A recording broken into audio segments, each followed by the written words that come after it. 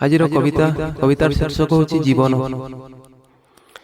କେତେ କଣ୍ଟକିତ ଭରାଏ ଜୀବନ, କିଏ ଜିତେ କିଏ ହାରେ। କେତେ କଣ୍ଟକିତ ଭରାଏ ଜୀବନ, କିଏ ଜିତେ କିଏ ହାରେ। ସଂଘର୍ଷର ଏହି କଷଟି ପାଷାଣେ କଣ୍ଟା ଫୁଟି ରକ୍ତ ଝରେ। ସଂଘର୍ଷର ଏହି କଷଟି ପାଷାଣେ କଣ୍ଟା ଫୁଟି ରକ୍ତ ଝରେ। ଦୁଃଖ ଆସେ ଏଠି ସାଇ ବନ୍ଧୁ ଧରି ନେଇ ଦାରିଦ୍ର୍ୟ ପାହାଡ଼। ଦୁଃଖ ଆସେ ଏଠି ସାଇ ବନ୍ଧୁ ଧରି ନେଇ ଦାରିଦ୍ର୍ୟ ପାହାଡ଼। ଯେତେ ଧୈର୍ଯ୍ୟଶାଳୀ ହେଲେ ବି ମଣିଷ ଉଡ଼ାଇ ନିଏ ସେ ଝଡ଼। ଯେତେ ଧୈର୍ଯ୍ୟଶାଳୀ ହେଲେ ବି ମଣିଷ ଉଡ଼ାଇ ନିଏ ସେ ଝଡ଼। ଶେଷ ବିନ୍ଦୁ ଯାଏ ଲଢ଼ିଥିଲା ଯିଏ ଟାଣ କରି ନିଜ ମନ। ଶେଷ ବିନ୍ଦୁ ଯାଏ ଲଢ଼ିଥିଲା ଯିଏ ଟାଣ କରି ନିଜ ମନ। ବଲ ସିଂହାରୁ ସେ ଜର୍ମାନୀ ପହଞ୍ଚେ ସେ ଆମ ଶେଷ କିସାନ। ବଲ ସିଂହାରୁ ସେ ଜର୍ମାନୀ ପହଞ୍ଚେ ସେ ଆମ ଶେଷ କିସାନ। ହଁ ବନ୍ଧୁ, ଆଜିର କାହାଣୀଟି ସେହି ଶେଷ କିସାନଙ୍କ ଉପରେ ନିର୍ମିତ, ଯିଏକି ଥିଲେ ଏ ଓଡ଼ିଆ ବା ଗୌରବର ଏକ ମହାନ ବ୍ୟକ୍ତିତ୍ୱ, ଯିଏକି ବର୍ତ୍ତମାନ ଜର୍ମାନର ଏକ ୟୁନିଭର୍ସିଟିରେ ଯୁବ ସାଇଣ୍ଟିଷ୍ଟ ଭାବରେ କାର୍ଯ୍ୟରତ। ଆଜି ଦେଖିବା ତାଙ୍କରି ଜୀବନ ବା କାହାଣୀ। ହଁ ବନ୍ଧୁ, ଆଜିର ଏହି କାହାଣୀଟି ସେଇମାନଙ୍କ ପାଇଁ ଏକ ଆଦର୍ଶ, ଯିଏକି ନିଜର ଚତୁଃପାର୍ଶ୍ୱରେ ବା ନିଜ ଚାରିପାଖରେ ସବୁକିଛି ପାଇ ମଧ୍ୟ କିଛି ନା କିଛି ବାହାନା କରି ନିଜ ଲକ୍ଷ୍ୟପଥରୁ ପଛଘୁଞ୍ଚା ଦିଅନ୍ତି। ଜୀବନର ସଂଘର୍ଷର ଏହି କଣ୍ଟକିତ ମରୁଭୂମିରେ ବିନା ସଂଘର୍ଷରେ ପାଇବାକୁ ଇଚ୍ଛା ଜାଗ୍ରତ କରନ୍ତି ଏବଂ ସାମାନ୍ୟ ଦୁଃଖରେ ଭାଙ୍ଗି ପଡ଼ନ୍ତି। ସେଇମାନଙ୍କ ପାଇଁ ଏହି କାହାଣୀଟି ଆଜି ଏକ ଆଦର୍ଶ ରୂପେ ପରିଗଣିତ ହୋଇଛି। ଆଜି ଦେଖିବା ସେହି କାହାଣୀଟି, ଯାହା ଥିଲା ଆମର ୟଙ୍ଗେଷ୍ଟ ସାଇଣ୍ଟିଷ୍ଟ ତଥା ବଲସିଂହା ରେଢ଼ାଖୋଲ ସମ୍ବଲପୁରର ବାସିନ୍ଦା ତଥା ସାଇଣ୍ଟିଷ୍ଟ ଶେଷ କିସାନଙ୍କ ଉପରେ। ହଁ ବନ୍ଧୁ, କିଏ ଜାଣିଥିଲା ବଲସିଂହାର ଏକ ନିହାତି ଗରିବ ପରିବାରରେ ଜନ୍ମ ନେଇଥିବା ଏହି ଛୋଟିଆ ପିଲାଟି କାଲି ଯେ ଓଡ଼ିଶାର ଗର୍ବ ଗୌରବ ହୋଇ ଓଡ଼ିଶା ସମେତ ଜର୍ମାନୀରେ ମଧ୍ୟ ନିଜର ସୁନାମ ଅର୍ଜନ କରିପାରିବ। ଗରିବ ଘର ପିଲା ବୋଲି, ଗରିବ ଘର ପିଲା ବୋଲି মনকে ছোট নাই করব। ভরসা রখিরে মেহনত কলে তোরা লেখে চমকুথি। ବଲସିଂହାର ଏହି ଗାଈଚୁରାଳି ଏକ ପରିବାରରେ ଜନ୍ମ ନେଇଥିବା ଏହି ପିଲାଟି ବା ବଲସିଂହାର ଏକ ଗାଈଚୁରାଳି ପରିବାରରେ ଜନ୍ମ ନେଇଥିବା ଏହି ମହାନ ପିଲାଟି ଭାଗ୍ୟରେ କି ବିଡ଼ମ୍ବନା ଥିଲା ତାଙ୍କ ଭାଗ୍ୟରେ। ସତେ ଯେପରି ପିଲାଟି ଦୁନିଆରେ କିଛି ବୁଝିବା ପୂର୍ବରୁ ମାତ୍ର 1 ବର୍ଷ ବୟସରେ ମାଆକୁ ହରାଇଥିଲା ଆଉ ଘରେ ରହିଯାଇଥିଲେ ନିଜର ବାପା ଓ ବଡ଼ ଭଉଣୀଟିଏ। ବାପା ଗାଁ ଯାକର ସମସ୍ତ ଗାଈଙ୍କୁ ନେଇ ଜଙ୍ଗଲକୁ ଯାଆନ୍ତି ଚରାଇବା ପାଇଁ। ସକାଳେ ଯାଇ ସଞ୍ଜରେ ଆସନ୍ତି ଆଉ ଯାହା କିଛି ଚାଉଳ ଆଣନ୍ତି ସେଥିରେ ପଖାଳ କରି ଆମ୍ବୁଲ ସାଥିରେ ଭୋକ ମେଣ୍ଟେ ଆଉ ପରିବାର ପ୍ରତିପୋଷଣ ହୁଏ। କେବେ ଉଳିଏ ଖାଇଲେ 2 ଉଳି ନାହିଁ ଆଉ ଓଡ଼ିଆ ଖାଇଲେ 2 ଉଳି ଭୋକ ଉପାସରେ କଟେ। ଏଭଳି ଭାବରେ ଗଢ଼ି ଚାଲିଥିଲା ଜୀବନ। ଏପଟେ ଶେଷ କିସାନର ପରିବାର କହିଲେ ଶେଷ କିସାନ ବାପା ଏବଂ ବଡ଼ ଭଉଣୀ, ଆଉ ଶେଷ କିସାନ ସେହି ମାଟି କାଦୁଅ ଜୀବନରେ ବଡ଼ ହେଲେ ବା ଝାଟି ମାଟି ଚାଳିଆରେ ବଡ଼ ହେଲେ। ଦିନେ ସାଙ୍ଗମାନଙ୍କ ଠାରୁ ଶୁଣିବାକୁ ପାଇଲେ ପାଖରେ ଥିବା କେଉଁ ସ୍କୁଲରେ ଦିନବେଳା ଗରମ ଭାତ ଓ ଡାଲି ଖାଇବାକୁ ମିଳୁଛି। ସ୍କୁଲ ଓ ପାଠ କ'ଣ ସେ କିଛି ବୁଝିନଥିଲେ, ତଥାପି ସେ ଚାଲି ଯାଇଥିଲେ ଗରମ ଭାତ ଓ ଡାଲି ଖାଇବା ଆଶାରେ ଏବଂ ଭୋକ ମେଣ୍ଟାଇବା ଆଶାରେ। ଗୋଟାଏ ପଟେ ଓଡ଼ିଆ ଭାଷାରେ ଠିକ୍ ଭାବରେ ବୁଝିପାରୁନଥିବା ବା କହିପାରୁନଥିବା ଏହି ଆଦିବାସୀ ପିଲାଟି ସେଦିନ ସ୍କୁଲ ଯାଇଥିଲା ଭାତ ଡାଲି ଖାଇବା ଆଶାରେ, ଆଉ ଅପେକ୍ଷା ଥିଲା କେତେବେଳେ ଘଣ୍ଟା ବାଜିବ ସେ ଭାତ ଡାଲି ଖାଇବ ଏବଂ ଘଣ୍ଟା ବାଜି ସାରିଲା ପରେ ପୁଣି 4ଟା ବେଳେ ଘଣ୍ଟା ବାଜିଲେ ସେ ଘରକୁ ଫେରିବ। ଏଇ ଥିଲା ତାର ଦୈନନ୍ଦିନ ଜୀବନ। ହେଲେ ଏକାମାକେ ଶୀତ ଯାଏନି ଭଳି ସବୁଦିନ ସମାନ ଯାଏନି। ସେଦିନ ମଧ୍ୟ ସ୍କୁଲ ଶିକ୍ଷକ ଶ୍ରେଣୀଗୃହରେ ପ୍ରବେଶ କରି ସମସ୍ତ ପିଲାଙ୍କୁ 1ରୁ 100 ଯାଏଁ ଲେଖିବା ପାଇଁ କହିଥିଲେ ଆଉ କହିଥିଲେ ଯିଏ ଲେଖି ନ ପାରିବ ତାକୁ ସେଦିନ ଛୁଟି ବା ଘରକୁ ଯିବା ମନା ବୋଲି ସେ ଆଦେଶ ଦେଇଥିଲେ। ଅନ୍ୟପଟେ ପାଠର ପ ଅକ୍ଷର ଜାଣିନଥିବା ଶେଷ କିସାନ ଅପେକ୍ଷା ଥାଏ କେତେବେଳେ ଘଣ୍ଟା ବାଜିବ ଆଉ ସେ ଖାଇବ। ତାପରେ ପୁଣି ପୁନର୍ବାର 4ଟା ବେଳେ ଘଣ୍ଟା ବାଜିଲେ ସେ ଦୌଡ଼ି ଘରକୁ ଫେରିଯିବ। ଘଣ୍ଟା ମଧ୍ୟ ବାଜିଲା, ସେ ଖାଇସାରିଲା ଏବଂ 4ଟା ବେଳେ ମଧ୍ୟ ଘଣ୍ଟା ବାଜିଲା। ଶେଷ କିସାନ ବିନା ପାଠରେ ଦୌଡ଼ିବା ଆରମ୍ଭ କରିଥିଲା ବା ବିନା ସଂଖ୍ୟା ଲେଖି ସେ ଦୌଡ଼ିବା ଆରମ୍ଭ କରିଥିଲା।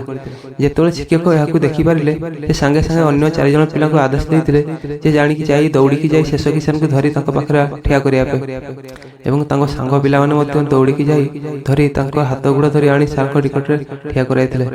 ଆଉ ଯେତେବେଳେ ସାର୍ ଜାଣିଲେ ବା ସାର୍ ତାକୁ ଯେତେବେଳେ ତାଙ୍କୁ ପାଠ କଥା ପଚାରିଲେ ପିଲାଟି ଡରିଯାଇ ନିଜ ଆଦିବାସୀ ଭାଷାରେ ମୁଁ କିଛି ଜାଣେନି ମୋତେ ଛାଡ଼ିଦିଅ ବାବୁ ବୋଲି ଜୋରରେ ଚିତ୍କାର କରିଥିଲା। ଯାହାକି ତାଙ୍କ ଆଦିବାସୀ ଭାଷାରେ ଥିଲା। ପ୍ରଥମେ ତ ଶିକ୍ଷକ କିଛି ବୁଝିପାରିନଥିଲା ଆଉ ଭାବିଥିଲେ ପିଲାଟି ତାଙ୍କୁ ଆଦିବାସୀ ଭାଷାରେ ଗାଳି କରୁଛି। ଏଥିପାଇଁ ସେ ପ୍ରଥମେ ମଧ୍ୟ ରାଗି ମଧ୍ୟ ଯାଇଥିଲେ। ପରେ ଅନ୍ୟ ଛାତ୍ରଙ୍କ ଅନୁବାଦ ବା ଟ୍ରାନ୍ସଲେଟ୍ ପରେ ସେ ଜାଣିବାକୁ ପାଇଲେ ପିଲାଟିର ଅବସ୍ଥା ଦୟନୀୟ ବା ସେ ପାରିବାରିକ ଅବସ୍ଥା ଦୟନୀୟ, ସେ ପାଠ କିଛି ବୁଝିପାରୁନି। ତେଣୁ ପରଦିନ ଶିକ୍ଷକ ପିଲାଟିକୁ ଆଗ ଧାଡ଼ିରେ ବସିବା ପାଇଁ କହିଥିଲେ ଏବଂ ଯଥାସାଧ୍ୟ ପିଲାଟିକୁ ପାଠ ବୁଝିବାକୁ ଚେଷ୍ଟା କରିଥିଲେ ବା ପାଠ ପଢ଼ିବା ସାହାଯ୍ୟ କରିଥିଲେ। ସେଥିପାଇଁ ଶେଷ କିଷାନ କହନ୍ତି ଯେ ଏହା ହିଁ ଥିଲା ତାଙ୍କ ଜୀବନର ପ୍ରଥମ ସୋପାନ ବା ଫାର୍ଷ୍ଟ ଷ୍ଟେପ୍, ଯାହାକି ତାଙ୍କ ଶିକ୍ଷା ନିକଟରେ ବା ପାଠ ପଢ଼ିବାକୁ ଆଗ୍ରହ ପ୍ରକାଶ କରାଇଥିଲେ ବା ଆଗ୍ରହ ହୋଇଥିଲା। ଧୀରେ ଧୀରେ ତାଙ୍କ ଆଗ୍ରହ ଓ ଅଗ୍ରଗତି ଦେଖି ସମସ୍ତ ଶିକ୍ଷକ ଶିକ୍ଷୟିତ୍ରୀ ତାଙ୍କୁ କିଛି ନା ସହଯୋଗ କରିଥିଲେ। ଜୀବନ ଗଡ଼ି ଚାଲିଲା ଏବଂ ଶେଷ କିଷାନ ପାଠ ପଢ଼ିବା ସହିତ ବାପାଙ୍କ ସହ ଗାଈ ଚରାଇବାରେ ମଧ୍ୟ ସହଯୋଗ କରୁଥିଲେ। ସେ କହୁଥିଲେ ଯେ ଯେତେବେଳେ ବାପାଙ୍କ ପାଇଁ ମୁଣ୍ଡରେ ଭାତ କଂସା ନେଇ ସେ ଗାଈ ଗୋଠକୁ ଯାଉଥିଲେ ସେତେବେଳେ ଖାଲି ପାଦରେ ଖାଲ, ଢିପ, କଣ୍ଟାବୁଦା ଦେଇ ଯିବାକୁ ପଡୁଥିଲା ଏବଂ କୌଣସି ଜାଗାରେ ସେ ଖସି ମଧ୍ୟ ପଡ଼ି ଯାଉଥିଲେ। କିନ୍ତୁ ଖଣ୍ଡିଆ ଖାବରା ହେଉଥିଲେ ସୁଦ୍ଧା ଭାତ କଂସାକୁ ସେ ତଳେ ପକାଇବାକୁ ଦେଇନଥିଲେ, କାହିଁକି ନା ସେ ଜାଣିଥିଲେ ସେଇଟା ଥିଲା ତାଙ୍କର ବା ତା ବାପାଙ୍କର ସେଦିନର ଖାଦ୍ୟ। ଯଦି ଭାତ ତଳେ ପଡ଼ିଯାଏ ତାହେଲେ ସାରାଦିନ ସେ ଭୋକ ଉପାସ ରହିବାକୁ ପଡ଼ିବ। ଯେଉଁଦିନ ବାପା କୌଣସି କାମରେ ଘରେ ରହିଯାଆନ୍ତି ବା ଚାଷ କାମରେ ଘରେ ରହିଯାଆନ୍ତି, ସେଦିନ ଶେଷ କିଷାନଙ୍କ ଦାୟିତ୍ୱ ଥିଲା ସେ ଗାଁର ସମସ୍ତ ଗାଈଙ୍କୁ ନେଇ ଚରାଇବା ପାଇଁ ଯିବେ ଏବଂ ସାଥିରେ ସେ ବହି ବସ୍ତାନି ଧରି ଗାଈ ଚରାଇବାକୁ ଯାଆନ୍ତି ଏବଂ ସନ୍ଧ୍ୟା ହେଲେ ଗାଈ ଘରକୁ ଫେରନ୍ତି ବା ସନ୍ଧ୍ୟା ସମୟରେ ଘରକୁ ଫେରନ୍ତି। ଏଭଳି ଅନେକ ଝଡ଼ଝଞ୍ଜା ଦେଇ ଶେଷ କିଷାନ ଆସି ପହଞ୍ଚିଥିଲେ ପଞ୍ଚମ ଶ୍ରେଣୀରେ ଏବଂ କିଛି ଶିକ୍ଷକ ଜ୍ଞାନୀଜଣଙ୍କ ଠାରୁ ସେ ଯେତେବେଳେ ଜାଣିବାକୁ ପାଇଲେ ନବୋଦୟ ଏଣ୍ଟ୍ରାନ୍ସ ଦେଇ କୃତକାର୍ଯ୍ୟ ହେଲେ ଜଣେ ଏକ ନବୋଦୟ ସ୍କୁଲରେ ମାଗଣାରେ ରହିପାରିବ, ପଢ଼ିପାରିବ ଏବଂ ଖାଇବାକୁ ମଧ୍ୟ ପିନ୍ଧିବାକୁ ମଧ୍ୟ ପାଇବ, ସେତେବେଳେ ସେ ସଂଘର୍ଷର ଚିଡ଼ି ଚିଡ଼ିବାକୁ ଚେଷ୍ଟା କରିଥିଲେ ବା ନିଷ୍ପତ୍ତି ନେଇଥିଲେ। କିମ୍ବା ଭୋକ ଦାଉରୁ ବା ତିନି ଓଳି ଖାଇବା ଲୋଭ ତାଙ୍କୁ ନବୋଦୟ ସ୍କୁଲରେ ପଢ଼ିବାର ନିଶା ତାଙ୍କୁ ଏହି ପରୀକ୍ଷାରେ କୃତକାର୍ଯ୍ୟ କରାଇଥିଲା। ପ୍ରଥମେ ସେ କହିଥିଲେ ସେ କେବଳ ଖାଇବା ଆଶାରେ ସ୍କୁଲକୁ ହିଁ ଯାଇଥିଲେ। ତାପରେ ଥିଲା ଝାଟି ମାଟିର ତଥା ବରଡ଼ା ଛପର ଘରୁ ଯାଇ ସେ ନବୋଦୟ ସ୍କୁଲରେ ରହିଲେ ଆଉ ଯାହା କିଛି ମିଳୁଥିଲା ସେଥିରେ ସେ ମହା ଆନନ୍ଦରେ ଖାଇ ଶିକ୍ଷାରେ ଆଗକୁ ବଢ଼ିବାକୁ ଚେଷ୍ଟା କରିଥିଲେ। ଗୋଟାଏ ପଟେ ଦୁଃଖ ଯନ୍ତ୍ରଣା ଓ ସଂଘର୍ଷର ଗୋଟାଏ ଗୋଟାଏ ପାହାଚ ଚଢୁଥିବା ବେଳେ ଅନ୍ୟପଟେ ଦୁଃଖର କଳାବାଦଲ ତାଙ୍କ ପରିବାର ଉପରେ ଦାଉ ସାଧିଲା। ଖରା ବର୍ଷା ଖାତିର ନକରି ଗାଈ ଚରାଇବାକୁ ଯାଉଥିବା ବାପାଟାକୁ ହଠାତ୍ ଅବେଳାରେ ଭ୍ୟାନରେ ବ୍ଲକେଜ ଆସିଲା ଆଉ ଏଭଳି ଏକ ଦୁର୍ଦିନ ସମୟରେ ତା ବାପା ଚାଲିଗଲେ। ହଠାତ୍ ପାଦ ତଳୁ ମାଟି ଖସିଗଲା ଶେଷ କିଷାନଙ୍କର। କେବଳ ଏହି ଦୁଃଖର ଗଭୀର ସମୁଦ୍ରରେ ରହିଗଲେ ଭାଇ ଭଉଣୀ ଦୁଇଟା। ତଥାପି ହାର ମାନିଲେନି ଶେଷ କିଷାନ।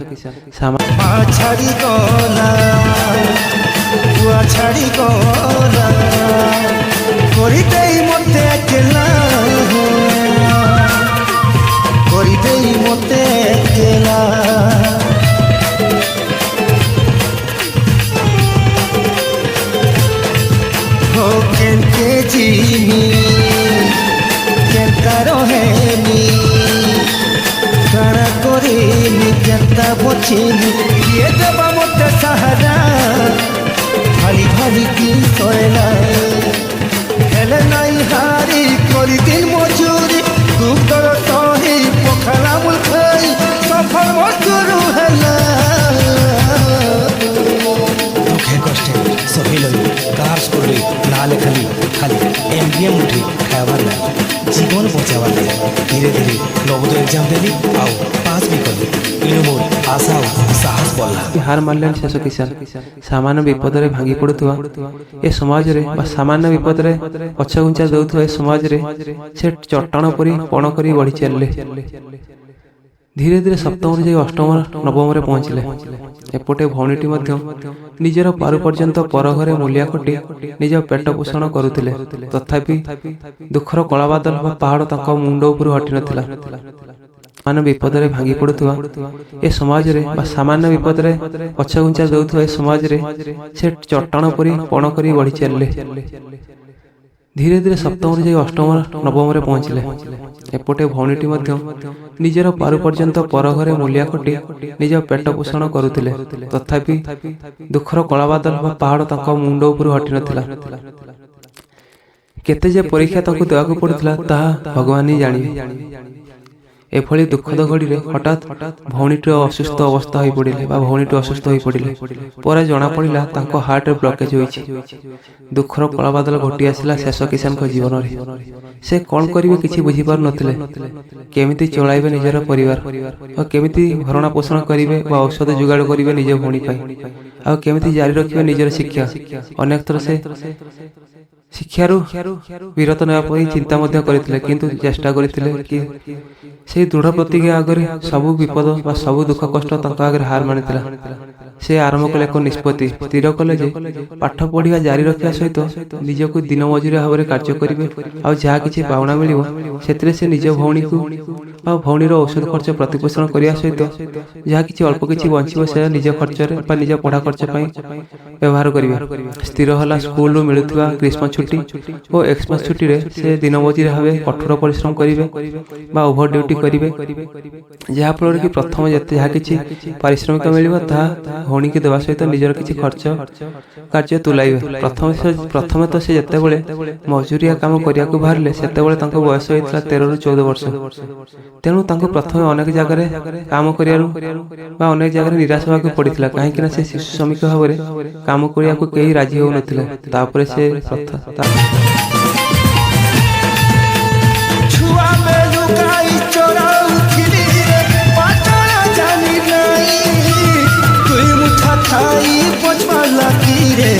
स्कूल ना लखाली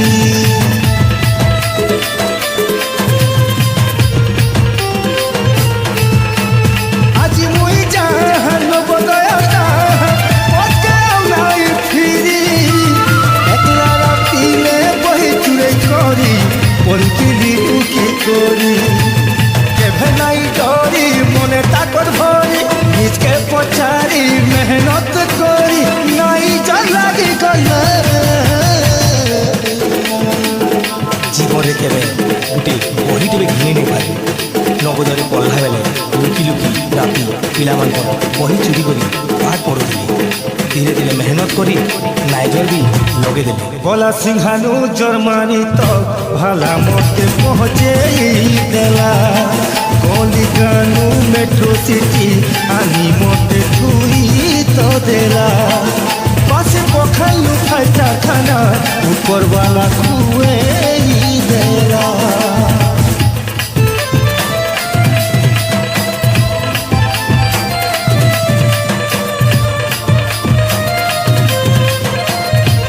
ପରବର୍ତ୍ତୀ ଅବସ୍ଥାରେ ସେ ନିଜକୁ ଲୁଙ୍ଗି ଗାମୁଛା ପିନ୍ଧି 18 ବର୍ଷର ଯୁବକ ଭାବରେ ମିଛ କହି ଦିନ ମଜୁରିଆ ଭାବରେ କାମ କରିବାକୁ ଆରମ୍ଭ କରିଥିଲେ।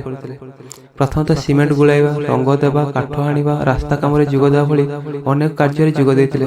ଆଉ ଯାହା କିଛି ପାରିଶ୍ରମିକ ମିଳେ ସେହି ଖର୍ଚ୍ଚରେ ବା ସେହି ପଇସାରେ ସେ ଭଉଣୀଙ୍କ ପାଇଁ ଔଷଧ ଓ ନିଜର ପଢ଼ା ଖର୍ଚ୍ଚ ତୁଲାଉଥିଲେ। ସମୟ ଗଡ଼ି ଚାଲିଲା। ଶେଷ କିଷାନ +2 ବା ଦ୍ୱାଦଶ ପରୀକ୍ଷାର ସଫଳତାର ସହ କୃତକାର୍ଯ୍ୟ ହେଲେ। ମନରେ ଅସୁମାରୀ ସ୍ୱପ୍ନ, ଆଗକୁ ବଢ଼ିବେ ବା ଆଗକୁ ଯିବେ, ଏକ ନୂତନ ଦୁନିଆକୁ ପଦାର୍ପଣ କରିବେ। ହେଲେ ହାତରେ ଟଙ୍କା ନାହିଁ, କି ସହାୟତାର ହାତ ବି ନାହିଁ, କେହି ସାହାଯ୍ୟ କରିବାକୁ ନାହାନ୍ତି। କିନ୍ତୁ ଜିତିବାର ଇଚ୍ଛା ତାଙ୍କ ଜିତିବାର ଇଚ୍ଛା, କିଛି କରିବାର ଇଚ୍ଛା ତଥା ପଖାଳ ଓ ଆମ୍ବୁଲ ଜୀବନରୁ ନିଜକୁ ବାହାର କରିବାର ଚେଷ୍ଟା ତାଙ୍କୁ ଆଗକୁ ବଢ଼ିବାକୁ ପ୍ରେରଣା ଦେଇଥିଲା। ସେତେବେଳେ ସେ ଜାଣିବାକୁ ପାଇଲେ ନାଇଜର ଏଣ୍ଟ୍ରାନ୍ସ ଏକ୍ଜାମ କଥା, ଯାହାକି ସେଥିରେ ଜଣେ କ୍ୱାଲିଫାଇ କଲେ ମାଗଣାରେ ପଢ଼ିପାରିବା ସହିତ ମାସିକ କିଛି ଷ୍ଟାଇପେଣ୍ଡ ମିଳିବ, ଯାହାକୁ ସେ ନିଜର ଖର୍ଚ୍ଚ ବା ନିଜର ଭଉଣୀ ଖର୍ଚ୍ଚ ପାଇଁ ସେ କାମରେ ଲଗାଇ ପାରିବ ବୋଲି ସେ ଚିନ୍ତା କରିଥିଲେ, ଯାହା ତାଙ୍କ ଜୀବନରେ ଏକ ନୂତନ ଆଲୋକ ଭରି ଦେଇଥିଲା ବା ତାଙ୍କ ଅନ୍ଧକାର ଜୀବନରେ ଏକ ନୂତନ ଆଲୋକ ବା ଆଶା ଭରି ଦେଇଥିଲା। ଯେତେବେଳେ ସେ ନାଇଜର ଏକ୍ଜାମ କଥା ସାଙ୍ଗମାନଙ୍କୁ କହିଥିଲେ ବା ନାଇଜର ଏଣ୍ଟ୍ରାନ୍ସ କଥା ସାଙ୍ଗମାନଙ୍କୁ କହିଥିଲେ, ନାଇଜର ହେଲା national institute of science education and research. ତ ଯେତେବେଳେ ସାଙ୍ଗମାନଙ୍କୁ ନାଇଜର ଏଣ୍ଟ୍ରାନ୍ସ ଏକ୍ଜାମ କଥା କହିଥିଲେ ସେତେବେଳେ ସମସ୍ତେ ହସିଥିଲେ, କାହିଁକିନା ସେତେବେଳେ ଏହି 60 ସିଟ୍ରୁ ସମଗ୍ର ଭାରତରେ ସମସ୍ତ ପିଲା ପ୍ରିପେୟାର କରୁଥିଲେ, ଯାହାକି ଓଡ଼ିଶାରୁ 99% ପିଲା ଫେଲିୟର ହିଁ ହେଉଥିଲେ। କାହିଁକି ନା ସେଇ 99% ପିଲା ହିଁ ଫେଲିୟର ହେଉଥିଲେ ଏବଂ 1% ପିଲା ହିଁ ପାସ୍ କରୁଥିଲେ। ତେଣୁ ସମସ୍ତେ ଯେତେବେଳେ ଜାଣିଲେ କି ଶେଷ କିଷାନ ନାଇଜର ପାଇଁ ପ୍ରିପେୟାର କରୁଛନ୍ତି, ଯାହାକି ତାଙ୍କ ସମସ୍ତଙ୍କ ପାଇଁ ଅଟହାସ୍ୟ ସୃଷ୍ଟି କରିଥିଲା। ସମସ୍ତେ ଭାବିଥିଲେ ଯାହା ପାଖରେ କୌଣସି ସଂସାଧନ ନାହିଁ, ଯାହା ପାଖରେ କୌଣସି ବହି ନାହିଁ, ପୁସ୍ତକ ନାହିଁ, ସେ କିପରି ନାଇଜର ପରୀକ୍ଷାର କୃତକାର୍ଯ୍ୟ ହୋଇପାରିବ। କିନ୍ତୁ ଶେଷ କିଷାନ ସାଙ୍ଗମାନଙ୍କ ଅଟ୍ଟହାସ୍ୟକୁ ଏକ ବଜ୍ର ଶପଥ ଭାବରେ ଧରି ନେଇ ଦିନରାତିକୁ ଏକ କରିଦେଇଥିଲେ ବା କଠୋର ପରିଶ୍ରମ କରିଥିଲେ। ହାତରେ ଟଙ୍କା ନଥିଲା, ପାଖରେ ଖାତା ବହି ମଧ୍ୟ ନଥିଲା। ଦାରିଦ୍ର୍ୟର କଷଟି ପଥରରେ ନିଜେ ପେଶି ହୋଇ ଯାଉଥିଲେ। ଯେତେବେଳେ ସେ ସ୍ଥିର କଲେ ଯେ ନିଜେ ଦିନ ମଜୁରିଆ ଭାବରେ ନାଇଜର ଏକ୍ଜାମ ପାଇଁ ଫର୍ମ ଫିଲ୍ଅପ୍ କରିବା ପାଇଁ ଟଙ୍କା ଉପାର୍ଜନ କଲେ ଏବଂ ସେହି ଟଙ୍କାରେ ଫର୍ମ ଫିଲ୍ଅପ୍ କଲେ ଏବଂ ପାଖରେ ବହି ନଥିବାରୁ ରାତି ସାଙ୍ଗମାନେ ଶୋଇଗଲା ପରେ ସେମାନଙ୍କ ବହିକୁ ନେଇ ରାତି ପଢୁଥିଲେ ବା ରାତି ଉଜାଗର ରହି ପାଠ ପଢୁଥିଲେ। ଆଉ ପରୀକ୍ଷା ସମୟ ଆସିଗଲା। ଆଉ ପରୀକ୍ଷା ଦେବା ପାଇଁ ସେ ରାଉରକେଲା ଆସିଥିଲେ। ଯେତେବେଳେ କି ରାଉରକେଲା ଆସିବା ପାଇଁ ତାଙ୍କ ପାଖରେ ମାତ୍ର 150 ଟଙ୍କା ଥିଲା, ଯାହାକି ତାଙ୍କର ଗାଡ଼ି ଭଡ଼ା ହିଁ ଖର୍ଚ୍ଚ ଥିଲା। ଆଉ କିଛି ଖାଇବା ପାଇଁ କୌଣସି ଟଙ୍କା ନଥିଲା। ନ ଖାଇ ନ ପିଇ ମଧ୍ୟ ସେ ପରୀକ୍ଷା ଆସି ଦେଇଥିଲେ ଏବଂ ତାଙ୍କର ଏହି ସଂଘର୍ଷ ଆଗରେ ସମସ୍ତ ବିଫଳତା ହାର ମାନିଥିଲା। ଆଉ ଶେଷରେ ସେ ନାଇଜର ଏକ୍ଜାମରେ କ୍ୱାଲିଫାଇ କରିଥିଲେ। ଆଉ ଏଇଠୁ ଆରମ୍ଭ ହୋଇଥିଲା ଆଉ ଏକ ସୋପାନ। ଆଉ ସେ ନାଇଜରରେ ଆସି ପାଠ ପଢ଼ିଲେ ବା ଯୋଗ ଦେଇଥିଲେ। ତାପରେ ନାଇଜର ଯେତେବେଳେ ସେ ଆସି ଯୋଗ ଦେଲେ, ସେତେବେଳେ ସେ ଦେଖିଲେ ସମସ୍ତ ସାଙ୍ଗସାଥି ମାନେ ଘରୁ ବିଭିନ୍ନ କିସମର ଖାଦ୍ୟ ଓ ବିଭିନ୍ନ ପ୍ରକାର ବସ୍ତ୍ର ଧରି ସେ କଲେଜକୁ ଆସୁଛନ୍ତି ବା ନାଇଜରକୁ ଆସୁଛନ୍ତି ଏବଂ କ୍ୟାଣ୍ଟିନରେ ସବୁଦିନ ଖାଉଛନ୍ତି, ହୋଟେଲରେ ଖାଉଛନ୍ତି। ଯେତେବେଳେ କି ଶେଷ କିଷାନ ପାଖରେ କୌଣସି ପଇସା ନଥିଲା, ତେଣୁ ସେ ସ୍ଥିର କରିଥିଲେ ଯେ ସେ ନିଜ ଘରୁ ଆଣିଥିବା କିଛି ଚଣା ବୁଟକୁ ଗଜା କରି ତାକୁ ଖାଇ ଭୋକ ମେଣ୍ଟାଇବେ। ଆଉ ହଷ୍ଟେଲରେ ଯାହା କିଛି ଖାଦ୍ୟ ଦିଆଯାଏ ସେହି ଖାଦ୍ୟରେ ଜୀବନ କାଟିବେ। ଆଉ ତାହା ମଧ୍ୟ ସେ କରିଥିଲେ। ଆଉ ନାଇଜର ମାସକୁ ମିଳୁଥିବା 5,000 ଟଙ୍କାର ଷ୍ଟାଇପେଣ୍ଡକୁ ସେ ନିଜର ରୋଗିଣାର ଭଉଣୀଟି ପାଇଁ ବା ସେ ନିଜର ରୋଗିଣା ଭଉଣୀଟି ପାଖକୁ ପଠାଇ ଦେଉଥିଲେ। ଏଭଳି ଭାବେ ନାଇଜର ଶିକ୍ଷା ସମାପ୍ତ କରିଥିଲେ ଏବଂ ଶେଷରେ ସେ କୃତକାର୍ଯ୍ୟ ହୋଇଥିଲେ ଏବଂ ଗୋଲ୍ଡ ମେଡାଲ ମଧ୍ୟ ହାସଲ କରିଥିଲେ, ଯାହାକି ଥିଲା ଓଡ଼ିଶାର ପାଇଁ ଏକ ଗର୍ବ। ଏବଂ ସେ ନାଇଜରରେ ଗୋଲ୍ଡ ମେଡାଲ ସହ କୃତକାର୍ଯ୍ୟ ହୋଇଥିଲେ ସଫଳତାର ସହ ଏବଂ ପ୍ରଥମ ପ୍ରଚେଷ୍ଟାରେ ଜର୍ମାନୀର ଏକ ସୁନାମଧନ୍ୟ ୟୁନିଭର୍ସିଟିରେ, ଯାହାର ନାଁ ଥିଲା ଗର୍ଗ ଅଗଷ୍ଟ ୟୁନିଭର୍ସିଟି ଗୋଟିନଜେନ୍, ଯୋଉଠିକି ସେ ଏକ ଜୁନିୟର ସାଇଣ୍ଟିଷ୍ଟ ଭାବରେ ଯୋଗ ଦେଇଥିଲେ ଏବଂ ବର୍ତ୍ତମାନ ସେ ସିନିୟର ସାଇଣ୍ଟିଷ୍ଟ ଭାବରେ କାର୍ଯ୍ୟରତ। ଧୀରେ ଧୀରେ ଆର୍ଥିକ ଅବସ୍ଥାର ଉନ୍ନତି ଦେଖା ହୋଇଥିଲା ବା ଆର୍ଥିକ ଅବସ୍ଥାର ଉନ୍ନତି ପରିଲକ୍ଷିତ ହୋଇଥିଲା। ମାସିକ ଲକ୍ଷ ଲକ୍ଷ ଟଙ୍କା ଦରମା ମିଳିଥିଲା ଏବଂ ସେ ଭାବିଥିଲେ ଯେ ଜୀବନର ଦୁର୍ଦ୍ଦଶାର ସମାପ୍ତ ହୋଇଯିବ। ଆଉ ନିଜ ପ୍ରଚେଷ୍ଟାରେ ଭଉଣୀ ପାଇଁ 30 ଲକ୍ଷ ଟଙ୍କାର ଏକ ଘର ଗାଁରେ ନିର୍ମାଣ କରିଥିଲେ। ଆଉ ଚାଳଛପର ଘରୁ ବା ଚାଳଛପର ଜୀବନରୁ ଭଉଣୀକୁ ଏକ ନୂତନ ଜୀବନ ଦେବାକୁ ଚେଷ୍ଟା କରିଥିଲେ। কেভে নাই ডরি মনে তাকর ভরি নিজকে পচারি মেহনত করি নাই লাগি গলে জীবনে কেবে গোটে বহিটি ବି ଘିନି ନେଇ ପାରି। ନବୋଦୟରେ ପଢ଼ିଲା ବେଲେ ଲୁକି ରାତି ପିଲାମାନଙ୍କର ବହି ଚୋରି କରି ପାଠ ପଢ଼ୁଥିଲି। ଧୀରେ ଧୀରେ ମେହନତ କରି ନାଇଜର ବି ଲଗେଇଦେଲି। বলা সিংহানু জর্মানি তো ভালা মতে পৌঁছেই দেলা গলি কানু মেট্রো সিটি আনি মতে থুই তো দেলা পাশে পখালু ফাইটা খানা উপরওয়ালা খুয়েই দেলা।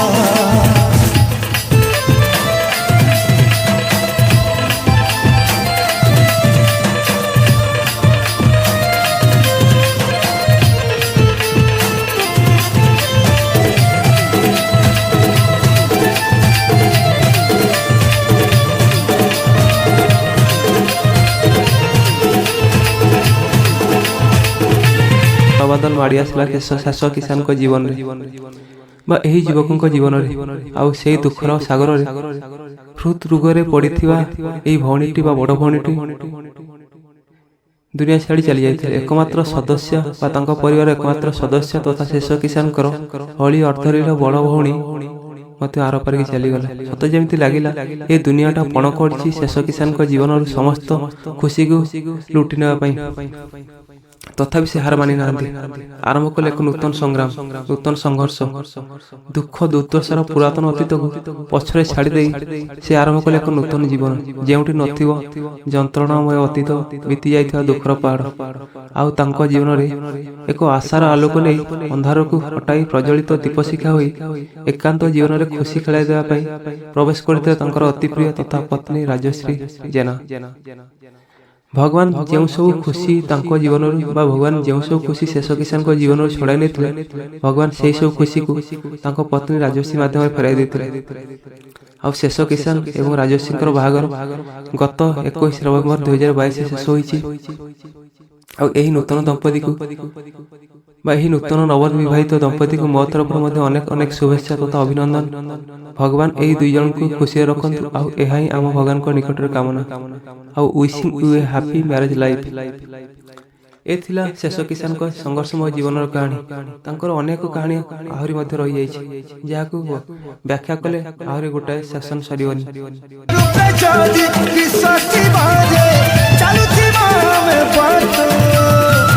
ଇଚ୍ଛା ଥିଲେ ରେ লগন ଥିଲେ ରେ ଅସମ୍ଭବ କିଛି ନାହିଁ ତ।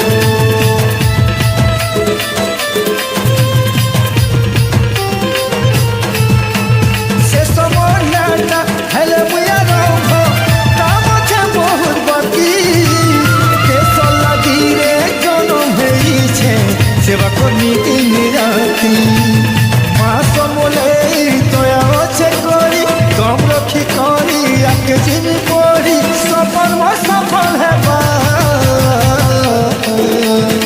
ফাইনালি ମୁଁ ବୁଝିଗଲି ଆଉ ଜାଣିବି ଗଲି ନଥିଙ୍ଗ ଇଜ୍ ଇମ୍ପସିବୁଲ୍। ଦୁନିଆରେ ଏନ୍ତା କିଛି ଜିନିଷ ନେଇନ ଯେନ୍ଟାକି ଆମେ ପାଇନି ପାରୁ, ଖାଲି ଆମର ମେହନତ, କନଫିଡେନ୍ସ ଆଉ ଡେଡିକେସନ୍ ହେବା କଥା। বলা সিংহানু জর্মানি তো ভালা মতে পৌঁছেই দেলা হাতি খিয়ানু আয় মতে বৈজ্ঞানিক বনেই দেলা সাদা মনুষ্যু আয় মতে মামায় মহান বনালা। বলা সিংহানু জর্মানি তো গায়ে চড়ুয়ানু বৈজ্ঞানিক নবদয়নু নাই যত আয় মতে পৌঁছেই দেলা ঘটি খিয়ানু আয় মতে বৈজ্ঞানিক বনেই দেলা। বলা সিংহানু জর্মানি তো ভালা মতে পৌঁছেই দেলা।